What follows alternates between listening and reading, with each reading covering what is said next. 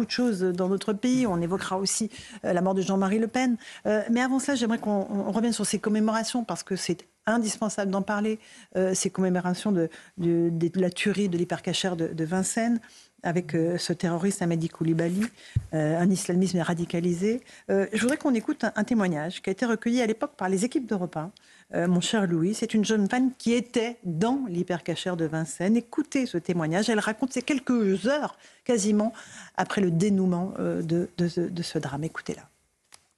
Quand je suis arrivée à l'entrée du magasin, j'allais rentrer effectivement dans les rayons et j'ai tourné ma tête vers la gauche tout de suite à l'entrée. Et je suis tombée sur un cadavre d'une personne qui était assise, la tête penchée. J'ai eu l'impression d'être dans un mauvais film. Et le temps que je réalise ce qui se passe, j'ai levé ma tête en face et j'ai vu le terroriste qui m'a dit « Tu rentres tout de suite ».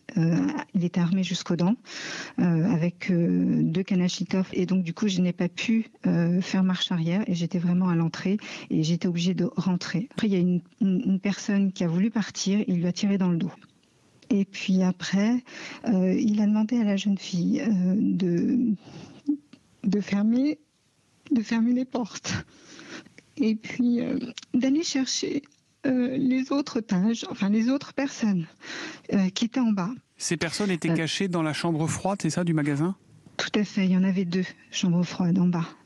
Et du coup, Koulibaly a posé une de ses armes automatiques et le jeune homme qui était en face de lui a pris le fusil d'assaut et a voulu lui tirer une balle. Et lui, il a été plus rapide, il lui a mis une balle dans la gorge ou je ne sais pas, à côté de nous et le pauvre jeune homme est tombé. Quand il nous a demandé nos noms, nos prénoms, nos professions et si on était juive ou pas, je pense que c'est ça, c'était délibéré. Maintenant, il nous a dit clairement que de toute façon, les Juifs, vous financiez Israël et que là, maintenant, ça suffisait et que le Daesh allait arriver, etc. Donc forcément, il y avait un lien. Voilà pour ce témoignage bouleversant recueilli à l'époque à Amin El-Khatmi, 9 janvier 2015. Rien n'a changé. Je veux dire, les choses ont même empiré, que ce soit si on parle du 7 octobre 2023 ou dans notre pays, tout simplement. Oui, les choses se sont empirées et des propos qui étaient tenus par des islamistes, par des imams radicaux, par des prêcheurs, par les prédicateurs sur YouTube ou devant leurs fidèles sont désormais des communiqués officiels de parlementaires de la République. Voilà, c'est ça la réalité. C'est que les sous-entendus sur l'influence juive, sur le monde de la finance, le mot sionisme utilisé à toutes les sauces pour ne pas dire juif, donc on dit sale sioniste parce qu'on sait qu'on ne risque rien, alors que celui qui dit sale sioniste, on voit très bien derrière qu'il aimerait dire ou écrire sale juif. Et puis la peur qui s'est emparée des Français de confession juive. Il se trouve que j'en côtoie un certain nombre parce que j'ai fait, avec d'autres, de la lutte contre l'antisémitisme un combat de tous les jours. Et comme ils se sentent assez seuls, ils ont une forme de reconnaissance à l'égard des non-juifs qui viennent à leur côté. Et j'entends de plus en plus de Français de confession juive se demander, alors que ce sont des Français depuis toujours, des patriotes qui aiment leur pays du plus profond de leur être, se demander si leur avenir est en France. Et si leur avenir est en France pour eux ou pour leurs enfants, se demander s'il faut retirer les mezouza, se demander s'il faut encore donner des prénoms hébraïques aux enfants, se demander s'il ne faut pas quitter un certain nombre de quartiers, et beaucoup l'ont fait. Donc la réalité, c'est que un événement qui a résonné comme un cataclysme et qui aurait dû régler le problème n'a en fait été que la porte ouverte vers une avalanche et un tsunami d'antisémitisme. Franz-Olivier Gisbert, votre regard sur cet antisémitisme qui ne cesse d'augmenter en France. C'est très difficile de parler après Amin El-Khatmi parce que je pense exactement la même chose. C'est-à-dire que la situation a empiré. Mais c'est absolument évident. Et même par rapport à l'actualité de Jean-Marie Le Pen, je pense que ce qui apparaît aujourd'hui, c'est que l'antisémitisme est devenu une valeur d'extrême gauche. Et non plus... Enfin, l'extrême droite l'a abandonné, ou s'il reste encore des petits résidus d'extrême droite en France, il est clair aujourd'hui qu'il y a une extrême gauche qui affiche son antisémitisme, qui en est fier, et d'ailleurs qui a profité peu de temps après, n'oubliez pas, très peu de temps après, vous avez eu la grande manifestation contre l'islamophobie, c'est-à-dire que plus il y aura d'attentats contre les juifs, plus on va manifester contre l'islamophobie, et on voit bien d'ailleurs, quand on regarde les statistiques officielles du ministère de l'Intérieur, que l'islamophobie, ça n'a rien à voir en France par rapport à l'antisémitisme, et puis même aussi par rapport à la catophobie, au pillage d'églises, etc., ou de saccage d'églises. Donc, voilà, il y a aujourd'hui, en France, une espèce de... Est-ce que c'est, je sais pas, une cinquième colonne, je ne sais pas, qui parle comme un certain nombre d'islamistes, il faut bien dire, parce que l'antisémitisme, ça rime totalement avec l'islamisme aujourd'hui. Autrefois, c'était avec le nazisme. Enfin, je pense qu'il faut remettre les pendules à l'heure.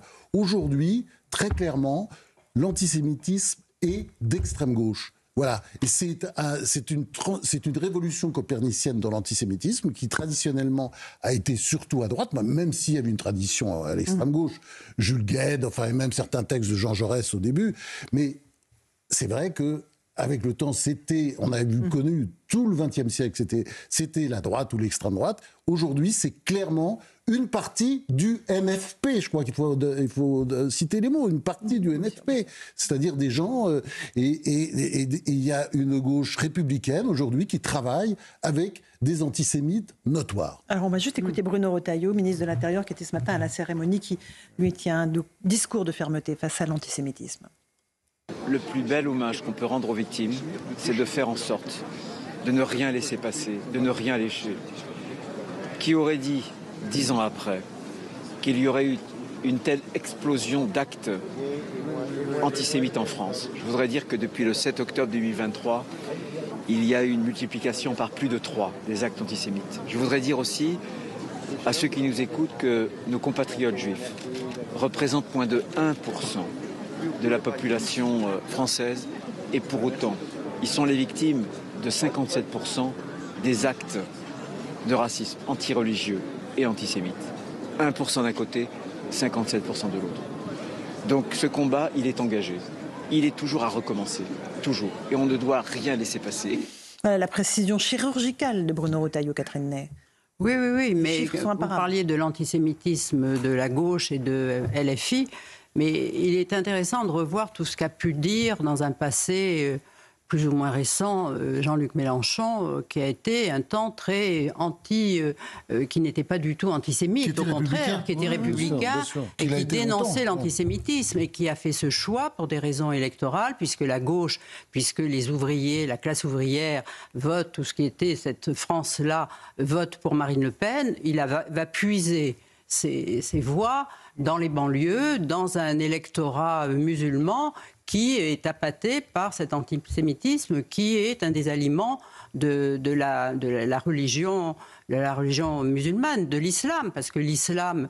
Et d'ailleurs, j'ai revu une déclaration de Jean-Marie Le Pen qu'il avait faite à Pierre-Luc Séguillon sur l'islam, dont il disait que c'est une religion de conquête, où partout où elle est passée, il n'y a jamais... Toutes les autres religions ont trépassé, et que c'est une religion dont il faut faire très attention, parce qu'en laissant adopter ou interdire certaines fêtes religieuses, comme on le fait en France, et Noël, et brûler des églises, peu à peu, c'est une force qui va complètement envahir le pays et qui va faire que les Français, s'ils ne réalisent pas et s'ils ne résistent pas, pourraient subir des conséquences de plus en plus dramatiques qui s'annoncent déjà. Gauthier Lebret, sur le plan politique, qui combat l'antisémitisme aujourd'hui ?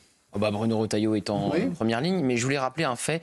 Lundi, à quelques encablures de l'hypercachère, alors que ça faisait 10 ans, vous aviez des étoiles de David taguées partout, à Saint-Mandé, à Vincennes. Évidemment, des tags antisémites, pour rappeler les pires heures de notre histoire. Alors, on ne sait pas qui se cache derrière ces tags, et on a vu comme des puissances étrangères pouvaient venir déstabiliser la France.